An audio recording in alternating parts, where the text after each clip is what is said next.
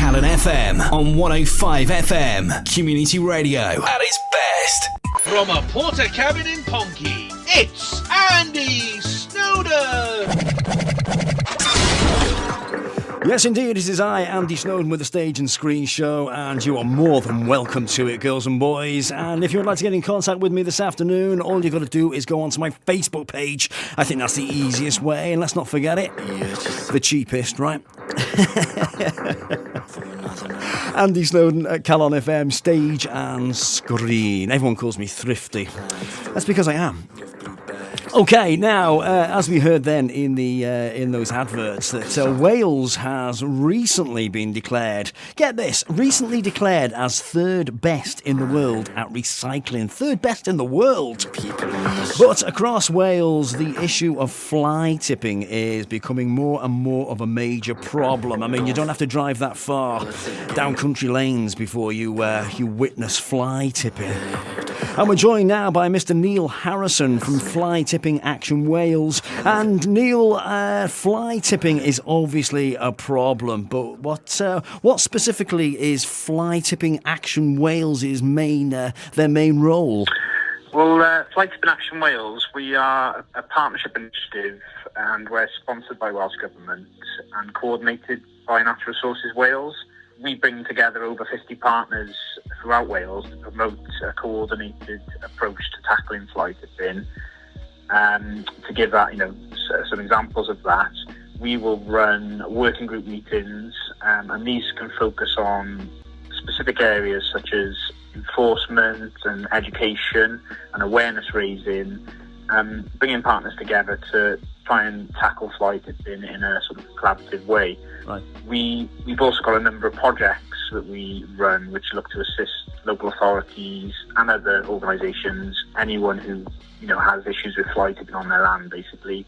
An example of this is our Fly Mapper project, which is a mobile app that land management organisations and local authorities can use to record fly tipping spatially. And another example is we have the latest surveillance equipment that local authorities can loan from us. So they'll come to us and utilise that equipment, and then they can put covert surveillance in hotspot locations. Have you found with the coronavirus lockdown, has there been an increase in fly tipping over recent months? Well, it's an interesting question.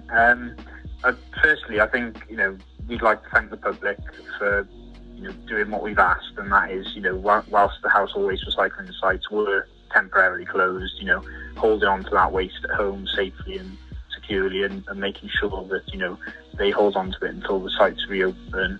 But we've certainly had anecdotal information from, our partners, local authorities, and members of the public, saying the fly tipping has increased, or they've noticed it more in the local area. In terms of the data, we don't have the most recent data submitted yet from the local authorities to enable us to say definitively whether there has been an increase. We've obviously been speaking closely with our partners to ask them whether they've seen an increase, and it's a bit of a mixed bag. But certainly, I think one thing we have seen is, the public, with the lockdown, coronavirus, everyone's been having to make the best of using their local area, and I think this can sometimes lead to maybe a perception of more fly tipping, whereas in the past people weren't seeing it because they were not visiting these local areas as much during the day. So it's quite a complicated picture. It's difficult to put a definitive on whether it's increased or not, but we're certainly monitoring it very closely. Yeah. I forgot the skips were closed. I believe they're all reopened now. In Wrexham, the 3 sites are reopened, but I believe one does have a booking system in place, so it's just worth people being conscious of that, and obviously make sure before you look to visit, go on that local authority website to check that everything's open. And what services are currently available. Yeah, I went to the skip a couple of weeks ago, and it seems to have calmed down a little bit now. I think a lot of people during lockdown took that opportunity to have a big clear out, and obviously had nowhere to put stuff once the house was clean. They had a load of stuff that they needed to get shot off quick. It was certainly a good opportunity, wasn't it, for people to do work in their garden or in their homes, and I myself did the same. But what we didn't want to tell people not to do that. Obviously, there was limited things you could do during the lockdown, that being something really good to use of your time. But what we just were saying to people is, look, store that safely. But obviously, as you mentioned, household waste recycling sites are reopened now. So if it's essential, you can visit them. What our campaign is all about is just making sure the public know, if you do pay someone to take away your waste, or you get a skip company in, or if you're a business owner and perhaps you hire someone to take away your waste, you need to check that the person you're giving your waste is a registered waste carrier. How can they do that? You can do that really simply. The best way is to visit the Natural Resources Wales website, and there is a link on our campaign website. So if you visit dutyofcare.wales, you can visit then the Natural Resources Wales website, and there is a database which you can type in the name of the company or person that you plan to use, and they should show up in the results then as a higher tier registered waste carrier. If they don't, and unfortunately, if your waste was then fly tipped and traced back to you as a householder could be held responsible. So, that's why we're running this campaign. The last thing we want is householders getting fined, but it's vitally important that those checks are made, because that's really important to us in terms of winning the fight against fly tipping. And apart from it being an eyesore, it's the impact on the environment is huge, isn't it? It is.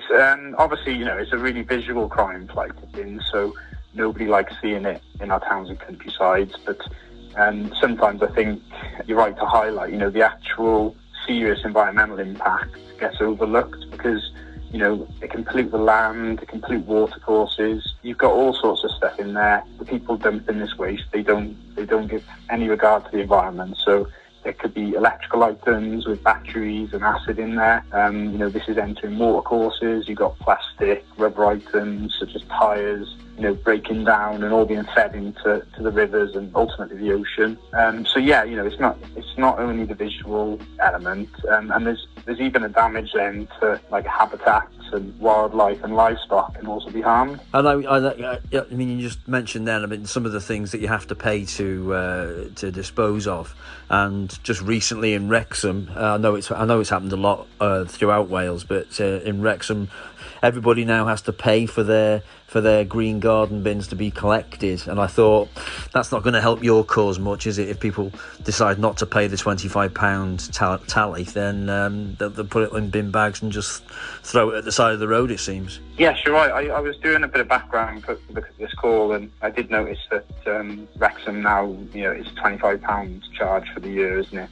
For you to have your green waste collected. And obviously we advocate that local authorities make it as easy as possible for the public to get rid of their waste, but they've got to make difficult decisions around cost savings, etc. And not every person wants to utilise a green waste service, so that's obviously the decision they've gone with there. And these services are heavily subsidised, so it's a pretty low cost for in terms of what you actually get for that. Someone coming to collect your bins throughout the whole year for £25. They have got to make difficult decisions. But you've got the 3 household waste recycling sites which you can still take your waste to free of charge, including green waste. And it's just worth highlighting that if any of your listeners did decide to fly tip their garden waste, that is still classed as fly tipping. It's not harmless. Just to mention a few specifics on that, you've got the biosecurity risk of dumping garden waste, in forests, etc. That could introduce a foreign species into a local forest, which could, be really damaging. And you've also got the harm to wildlife, because if you have livestock eating decomposing green waste, that can actually be really harmful for them. So what is the what's the deterrent? That's the word I'm trying to look for. What's the deterrent? Presumably there's a fine. Is there prison? I mean, how bad does it get for fly tippers? Well, the fines available pretty serious. If you're caught fly tipping, you can be fined up to £50,000 and 12 months in prison. But actually, for the more serious offences, that fine is unlimited and it could be 5 years. Now, realistically, we don't see those types of sentences being dished out. We feel that any criminal sentence would be quite a good result in terms of what we expect to get. You more often see fines within the region of anywhere from 500 through to £5,000, say, for a member of the public who fly tip, for example. But local authorities can also now issue a fixed penalty notice, which is set in the region of £400, which is probably more likely if it was like a small-scale fly tipping incident. So we're talking, 5 bags of waste or something like that. Yeah. The reason that's been introduced is it's an easier way for local authorities to deal with the issue as opposed to having to take people through a lengthy process of taking them to court. You've also then, as I mentioned earlier, the duty of care responsibilities that we all have as a householder to make sure we pass our waste to someone who's registered. If you fail in that, that's a £300 fixed penalty. So there are deterrents there. Obviously, we can't always get the maximum fines for people. That's in the hands of the courts. But we've certainly got the legislation there in place as a deterrent. But I mean, the chances of them getting actually caught by a policeman is very slim. So you must depend quite heavily on members of the public clocking it. And if you see somebody fly tipping, how can people report that? Yeah, you're right. The people doing this, they tend to do it under the cover of darkness in remote locations. So it's very unlikely they get caught in the act. If the public do see someone fly tipping and it's actually, happening, then you could contact the police. We wouldn't recommend 999. We'd recommend, non-emergency number, because if the police can catch them in the act, that's great. If it's after the fact, so, they see fly tipping somewhere, but there's no one actually carrying out the act of fly tipping, we'd recommend that they contact their council. Wrexham have got an online tool on their website where you can provide information. If you can have a photo, that's really helpful as well. And obviously that then falls to the local authority to take that forward, that investigation. So you wouldn't contact the police at that point because it's the local authority that would be responsible for investigating an incident unless it's actually in the process of being carried out. Right. Before you go, I've always been intrigued why people actually do it. If you go to a local skip, I mean, there's loads of room to throw stuff. I just don't understand why you would throw it at the side of a street. I don't get that. Yeah, it's a good question.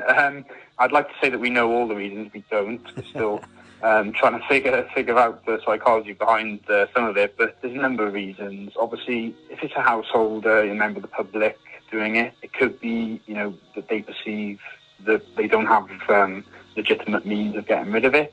They think it's too difficult to visit the household waste recycling site. Some would call it laziness. Yeah. But you've got the commercial side of it. So, this could be people trying to avoid the cost of proper disposal, because obviously if you're running a commercial business, and not to single out any, one type of business, but any business who produces waste, they've got to pay to remove that waste. That should be factored into the cost of their business. Oh, okay. Some want to negate that cost so that they could perhaps undercut other businesses, and then they would fly tip the waste to remove that cost from their operations. But it goes all the way up then to more organised criminal activity as well. So you could have people operating as waste removal, doing it illegitimately, and it can get quite serious, funding other serious crimes as well. So there's a full range of reasons why we see fly tipping, and it can range from the small scale all the way through to really serious stuff. So it's just one last thing to highlight. 70% of all fly tipping has waste from people's homes. So again, if we can just stress to the public, look, if you're going to give your waste to someone, make sure they're a registered waste carrier. Yeah. Visit the website dutyofcare.wales to learn more. Fantastic. Neil, it's been so interesting speaking to you this afternoon. Thanks ever so much for that. I appreciate it. Thanks for having us on the show. No, brilliant. Thanks. That was really good. I've I've had a few of these now with different local radios, and that was really good the way you asked the questions there. So thank you very much. Okay, thanks for that. Yeah, cheers. Appreciate it. You look after yourself and stay safe, so they say. Yeah, you too. Thanks a lot. Cheers, mate. Bye. Cheers now. Bye. Oh, my old man's a dustman. It's the Andy Snowden Radio Show. It's the Andy Snowden Radio Show. It's the Andy Snowden Radio Show. It's the Andy Snowden Radio Show. So there you go. Let me just turn that down a little bit. That was Neil Harrison from Fly Tipping Action Wales. And do not forget, if you see anybody fly tipping around the Wales countryside and you would like to report them, and please do, because it can't continue. Go to dutyofcare.wales, or for more information, go to flytippingactionwales.org, and for any more advice. I know you